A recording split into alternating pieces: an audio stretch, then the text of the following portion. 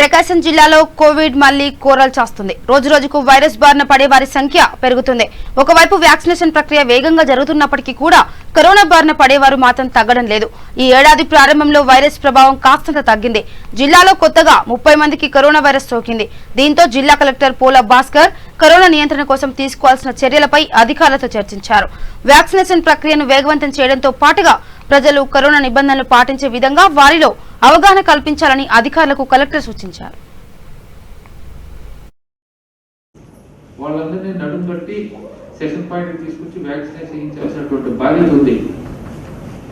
కొద్దిగా మనం అవగొట్టేసేయాలి. ఇప్పుడు ఈరోజు 5 మంది కదా, మీకు గురువారం సెషన్ నుంచి ఒక సెషన్లో జరుగుతాయి. అట్లా 70 సెక్రటరీలు ఉన్నాయి, అయిపోతాయి. 6 సెషన్స్ అంటే 6 రోజులు, మధ్యలో 2 రోజులు 12, 12 కాదు 18, మాక్సిమం 22. ఈ 5 మంది 4 ట్యాగ్ చేసుకోండి.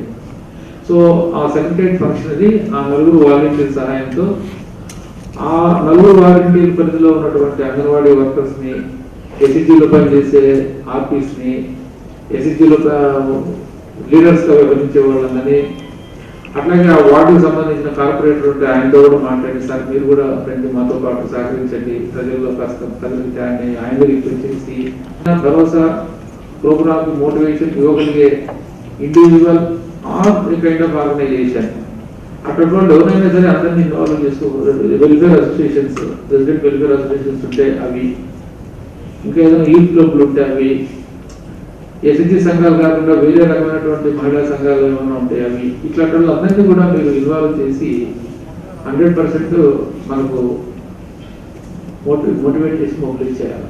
సో రేపు సెషన్ స్టార్ట్ అయినా ఒక్కొక్క మనం మొబిలైజ్ చేస్తుంటే ఒక్కొక్క సెషన్ నడుస్తూ ఉంటుంది. రేపు సాయంత్రానికి ఛాలెంజ్ గా తీసుకుని నేనే మీకు అడ్రస్ చేసిన తర్వాత ఎవరు చేయాలా.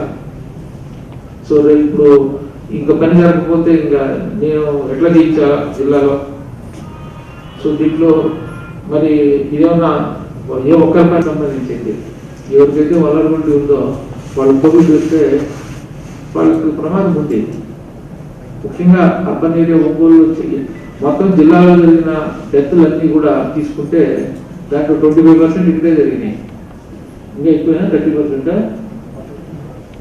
తీరా ఎందుకు చెప్తున్నాను ఈ కేసు అంటే అందరూ ఎవరుకున్నారు వ్యాక్సినేషన్ ఇన్ఫెక్షన్